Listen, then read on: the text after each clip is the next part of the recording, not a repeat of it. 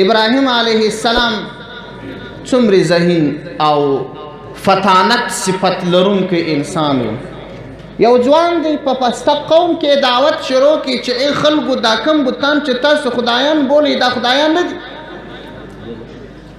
خلک د ده خبره نه مني ځکه د ده پلار خپله په هغه کسانو کې دی چې د دې بتانو جوړونه او د بتانو احترام کوي په هغه کسانو کې دی. د ده مقصد دا دی چې خلک راجمع کړي او خلکو ته تبلیغ وکړي د یو حکمت پر بنیاد باندې. نو یو عجیب حکمت یې په کار واچوي چې هغه حکمت و او په هغه کې د ده ذکاوت ذهانت او فطانت هم دورایه څه معلومیږي. هغه څه په کومه ورځ چې د دې د خوشحالۍ ورځ به ټول خلک د باندې چیرې وتل دی پاته سودلې ولې زه ستاسو سره نه ځم انا سقیم زه ناروغه یم. ناروغي روحاني ناروغي و چې د الله بغیر بتانو ته عبادت کیږي دا د پر روحیاتو باندې اثر اچولی و.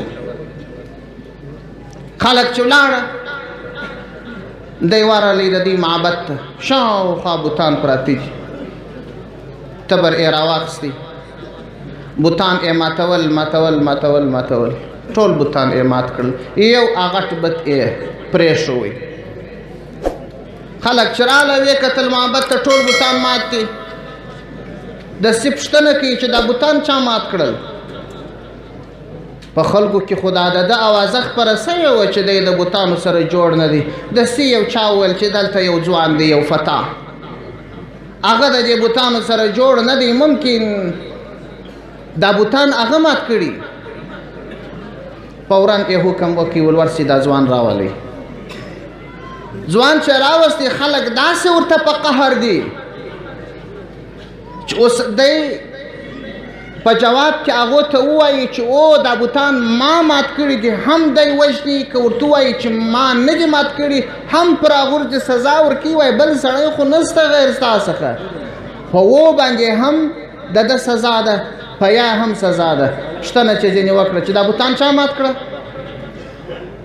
دی په جواب کې نه دا ورته وایي چې و نه دا ورته وایي چې یا وایي د دې څه پوښتنه وکړه دی خو خدایان دي تاسې بولي تاسې د خیر او د شر مالکان بولي د دې څه پوښتنه وکړي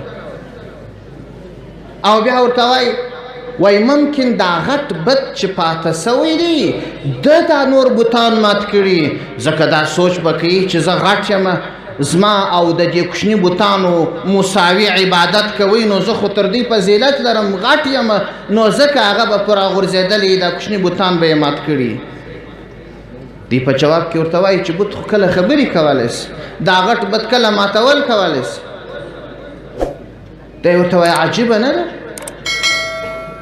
چې دا خلک د دې بتانو عبادت کوي او دا خلک و دې بتانو ته د خیر او د شر عقیده لري هغه خبرې نشي کولی هغه د ځان دفاع نشي کولی یو څوک تبر رااخلي د ده سر په وي د دې منع نشي کولی دا احساس نشي کولی چې د غټ او د کوچني بد فرق دی دا هم خدای جوړېدی شي. د چې دا خبرې وکړلې د خلکو په ذهنو کې یو ډول تغییر راغلی. ډېر کسانو په فکر کې سوه چې ښه نو موږ ولې داسې په پټو سترګو به د خلکو پسې روان یو چې دا بد دی دا خدای دی العیاذ بالله. دا هغه د ده ذکاوت و د ده ذکاوت و ذهانت په څو اړخو کې دي. یو دا چې دا اواز کړی وایي چې ای د ښار خلکو ای د کلو خلکو راجمع سئ زه تاسو ته د یو حکمت و بصیرت خبره کوم. د یو ځوان و د ده په خبره خلک نه راجمع کېدل چې دا لا څه وایي. د یو داسې عمل وکړي چې په هغه عمل کې هم د ځان لپاره مستدل پیدا کړي په هغه کې د ځان لپاره یو داسې حکمت پیدا کړي چې خلکو ته دلیل وایي او هم یې د خلکو د راټولولو لپاره یو وسیله وګرځول. ځکه اوازه سوه بتان مات سوي دي هغه ځوان چې د بتانو بد وایي هغه یې راغوښتي دي په دار یې زړی ټول خلک راجمع سول. ای خلکو مدرسې تاسې خلک تاسې ته در استي د دنیا تبلیغ او د کفارو تبلیغ که نور که غوږ نږدې که نږدې ده حقیقت دی همدغه د مدرسو برکت و چې تاسې الله عز وجل د یو ډېر مغرور استعمار څخه خلاص کړلاست د همدې مدرسو برکت و د همدې علماو برکت و د همدې طلباو برکت الله دې زموږ او ستاسې روزي کړي الله عز وجل دې پرتې ستونزې نورې هم له مخه یوسي ما ته بخښه وکړي خصوصا علماو چې ستاسو وخت مې ونیوي وآخر دعوانا ان الحمد لله رب العالمين